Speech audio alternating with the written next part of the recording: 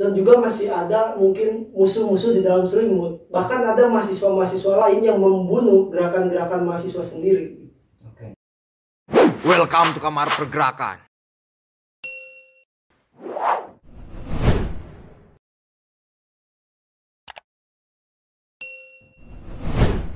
Assalamualaikum warahmatullahi wabarakatuh. Kembali lagi di channel Kamar Pergerakan dalam agenda ngobrol ngaler ngidul ataupun ngomong-ngini. Ngobrol ngaler ngidul bersama saya Alwi, tuan rumah Kamar Pergerakan. Dan saya ditemani 3 orang bintang tamu iya, yang ini memiliki kapasitas yang pengalaman yang luar biasa. meskipun pada kenyataannya kita mengetahui bersama dalam eksklusif bertanya tentang mahasiswa dan gerakan mahasiswa.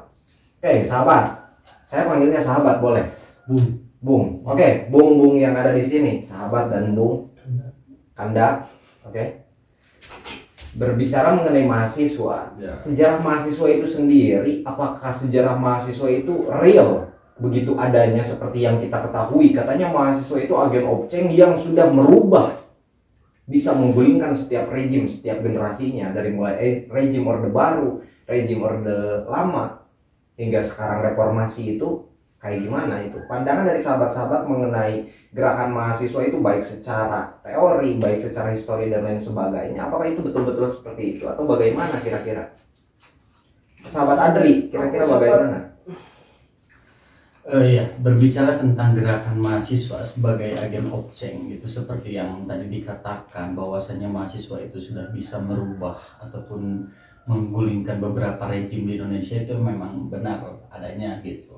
Seperti yang dibahas di dalam buku Menjerat Gus Dur gitu kan. Nah, di dalam buku Menjerat Gus Dur ini memang dibahas gitu gerakan-gerakan mahasiswa gitu dari zaman ke zaman, dimulai daripada waktu itu zaman Orde Lama gitu, ketika mahasiswa itu bersama-sama bergerak untuk menggulingkan Soekarno pada saat itu, lalu dilanjutkan lagi di era 98 ya, 98 untuk menggulingkan Orde Baru. Itu kan memang sama-sama kita ketahui bahwasanya ya mahasiswa berperan vokal gitu dalam proses penggulingan sebuah rejim tersebut. Oke, berarti itu mahasiswa itu betul-betul memiliki peran yang sangat penting dalam suatu negara ya. Iya. Bahasanya. Kalau sahabat Firlana ini, bagaimana barusan Bung Adri mengatakan hal seperti itu?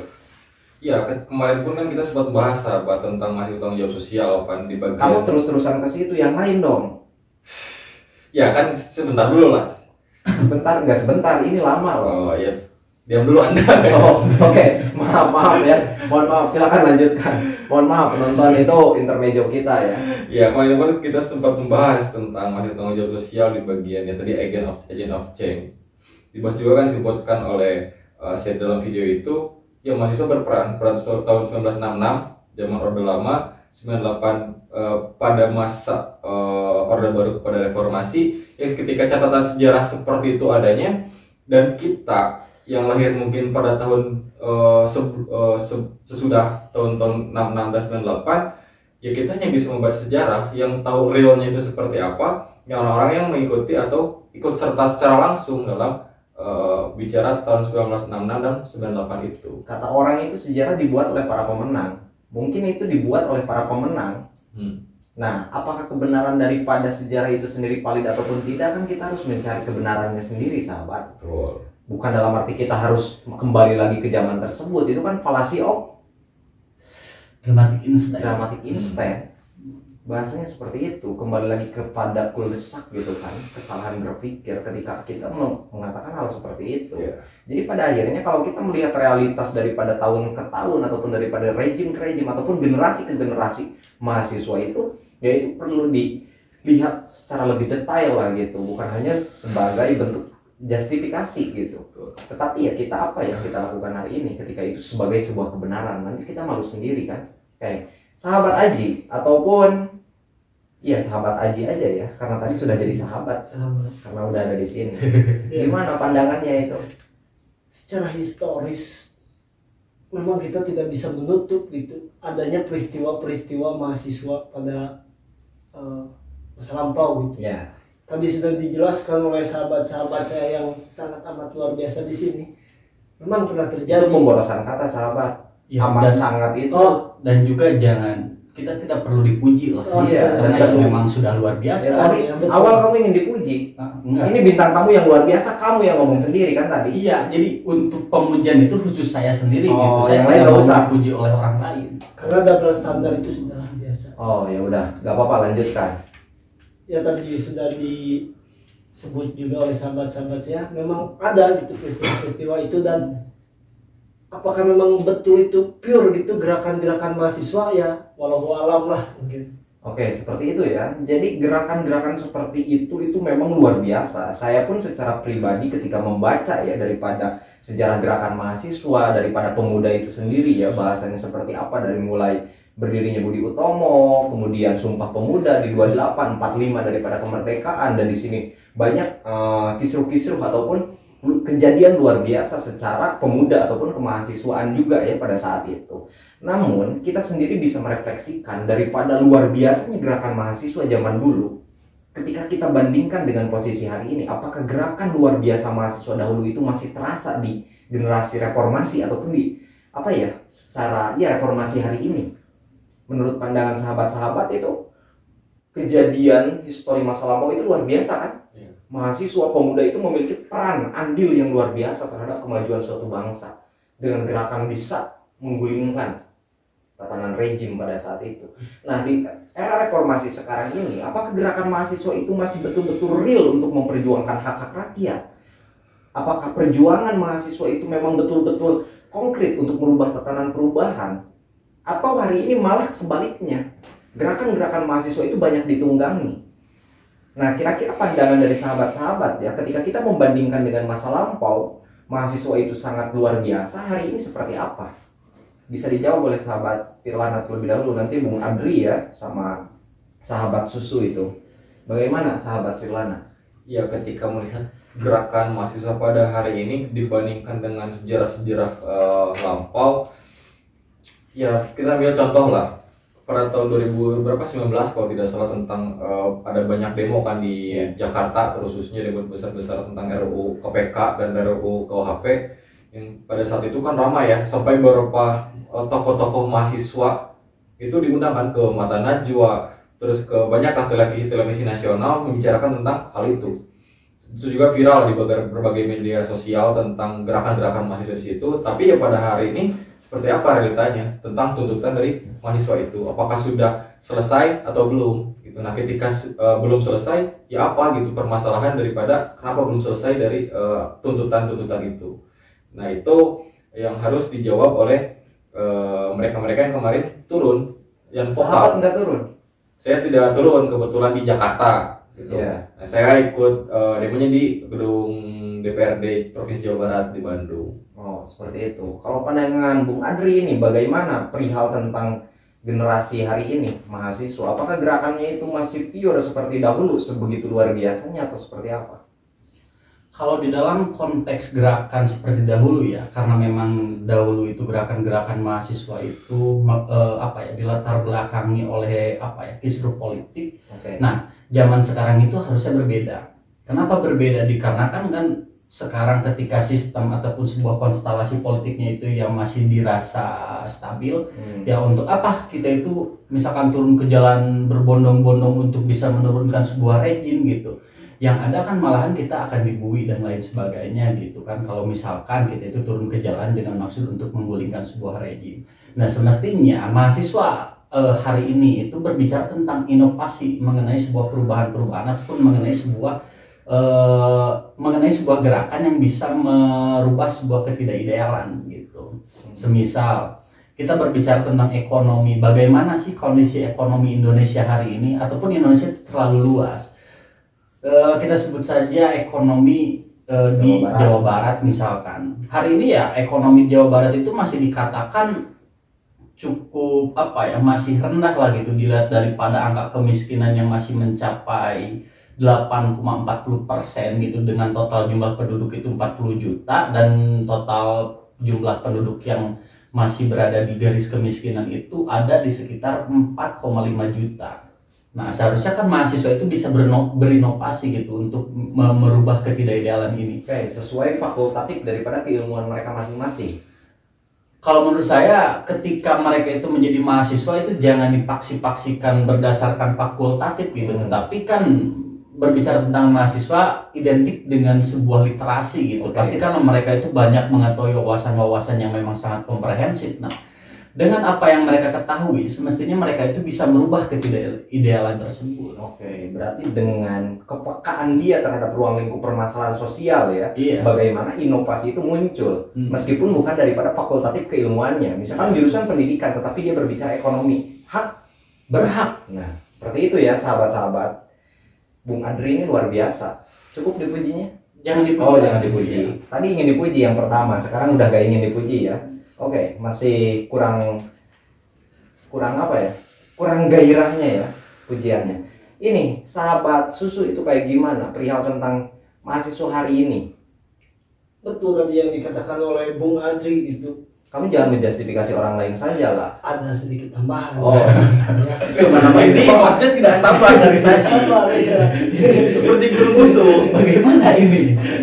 Betul gitu. Jadi nggak kayak gitu. Maksud saya bukan nggak sabar, tapi kan kalau kita itu merujuk kepada orang lain, selalu merujuk kepada orang lain, ya kita gak kelihatan loh secara inovasi kita sendiri. Cuma kan belum selesai berbicara. Oke. Jadi santai dulu dikit. Jadi siapa yang salah ini? Jangan salah tukang tahu. Oke, udah skip aja lah. Lanjut sahabat Aji ya. Betul gitu, mahasiswa-mahasiswa sekarang itu kurang inovasi gitu. Kita mundur lagi lah karena saya suka berbicara sejarah gitu. Oke, tapi sudah move on. Sudah. Budi Utomo didirikan itu kan untuk menyaingi sistem kolonialisme gitu. Pemuda-pemuda dulu itu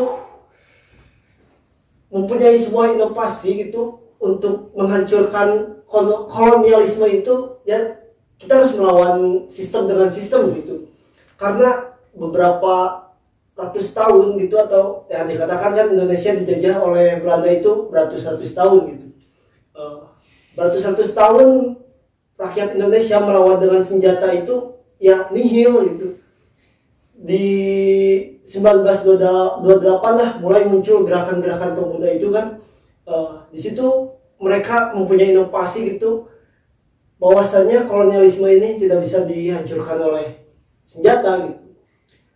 Justru sistem kolonialisme ini harus dihancurkan dengan suatu sistem lagi. Makanya pemuda-pemuda dulu itu banyak yang sekolah-sekolah ke luar negeri untuk mencari ilmu di luar negeri gitu, karena dulu kan pusat pembelajaran di Indonesia atau di Hindia Belanda itu kan hanya ada untuk bangsawan-bangsawan saja gitu. Melihat ke masa sekarang gitu, ya kurang inovasi-inovasi di mahasiswa. Justru mahasiswa-mahasiswa sekarang itu tidak tahu gitu medan perangnya sendiri. Dan juga masih ada mungkin musuh-musuh di dalam selimut. Bahkan ada mahasiswa-mahasiswa lain yang membunuh gerakan-gerakan mahasiswa sendiri. Tapi yang menjadi pertanyaan, memang tadi berbicara kolonialisme ya. Indonesia itu pernah dijajah atau tidak menurut pandangan sahabat Aji ini? Jika melihat teori penjajahan mungkin ya, bahwasanya dulu kan belum ada negara Indonesia. Dan syarat penjajahan itu harus adanya suatu negara. Jadi ya mungkin bisa disimpulkan oleh Bung sendiri gitu. Iya, maksud saya kan seperti itu. Jangan sampai kita mengatakan ruang lingkup daripada penjajahan, sedangkan bangsa Indonesia itu sendiri belum terjajah kan. Berarti kan mindset daripada berpikir masyarakat hari ini itu daripada histori mengatakan bahwasanya Indonesia itu pernah dijajah. Dalam artian, toh kalau perspektif saya sendiri syarat berdirinya negara itu apa saja kan. Hingga pada akhirnya ketika dijajah pun jelas gitu kan. Jangan sampai mental-mental kita itu menjadi mental yang dijajah bahasanya itu, karena kita itu melihat histori Indonesia pernah dijajah, yang padanya kita menyimpulkan ya udahlah kita itu kayak gini gitu dengan keadaan pasrah gitu. Nah itu kan nggak bisa kayak gitu juga ya kalau perspektif saya sendiri. Jangan sampai histori itu mempengaruhi terlalu dalam kepada kita daripada sejarah kelamnya, tetapi lihat daripada perjuangannya sendiri seperti itu. Nah daripada dua hal tersebut sahabat, ketika kita melihat generasi sebelumnya itu sangat luar biasa pemuda itu sendiri, sampai ini Soekarno pun mengatakan bahwasanya berikan Di sini kan dituliskan saja, berikan aku 1000 orang tua, niscaya akan kucabut Semeru dari akarnya, dan berikan aku 10 anak muda ataupun 10 pemuda, maka akan kucabut Semeru dari. Akan guncangkan Guncangkan dunia. Oh iya, salah ya. orang tepat. Saya ulangi kembali, karena saya terlalu menggebu-gebu barusan itu. Luar biasa. Kamu jangan muji saya. Oh iya. Gak suka dipuji juga. Ya, mohon maaf saya mau Oke. menjaga. Berikan saya 1000 orang tua, maka akan kucabut Semeru dari akarnya, dan berikan aku 10 pemuda, maka akan kugoncangkan dunia. Kata-kata itu kan membangkitkan semangat, meskipun pada kenyataannya kan itu hanya sebatas kata-kata, tetapi itu bisa memberikan motivasi semangat kepada pemuda-pemuda itu untuk mau berjuang menjadikan Indonesia itu merdeka. Sebegitu luar biasanya kata-kata, hingga kata Wiji Tukul kan, ketika kata itu di apa namanya, direnggut atau apa bahasa Wiji Tukul itu, hanya ada satu. Iya, ketika suara dibungkam, kritik dilarang tanpa alasan, dituduh subversif, mengganggu keamanan, hanya ada satu kata, lawan. Nah, kita hari ini itu diam, dalam arti diamnya kita itu harus melahirkan sebuah karya, tapi di sisi lain juga kita dibenturkan dengan keadaan, dengan keinginan yang selalu besar, ataupun yang selalu besar keinginan kita, tapi kemampuan kita minim. Nah, itu kan menjadi sebuah persoalan generasi muda hari ini itu, dengan industrialisasi media yang begitu luar biasa, percepatan ekonomi yang luar biasa, ilmu pengetahuan, teknologi, informasi yang luar biasa. Ya pada akhirnya, apakah kita hanya menunggu momen? Katanya Indonesia itu sedang mendapatkan bonus demografi, benar nggak? Betul. Nah, kira-kira bonus demografi tersebut itu bisa dimanfaatkan atau tidak menurut pandangan sahabat-sahabat dan Bung di sini dalam kondisi hari ini ya, pandemi, kita sedang mendapatkan bonus demografi, usia produktif itu lebih banyak. Apakah Indonesia sudah siap dengan bonus demografi itu? Bagaimana Bung Adri? Saya memberikan dulu kesempatan kepada yang lain untuk berpendapat. Mungkin Anda sedang proses berpikir. Iya, saya berpikir terlebih dahulu. Oke, jangan berkata baru berpikir ya, Iya. tapi berpikir dulu baru berkata. Kalau yang lain sama kayak gimana? Siapa yang ngomong saya lagi? Ya, gak apa-apa, kan Anda bosnya. Iya, saya capek juga kalau terus ngomong kan. Ya udah, sahabat susu ini gimana? Perihal bonus demografi itu, apakah Indonesia sudah siap? Mungkin harus disiapkan lagi gitu. SDM pada Maksudnya belum siap? mungkin harus disiapkan lagi gitu. Oh, berarti belum siap kan? Saya melihat mungkin belum siap untuk generasi-generasi sekarang itu untuk nanti bonus demografi gitu. Ya siap nggak siap harus siap loh. Iya. Menurut saya itu karena usia itu akan terus berjalan loh. Betul.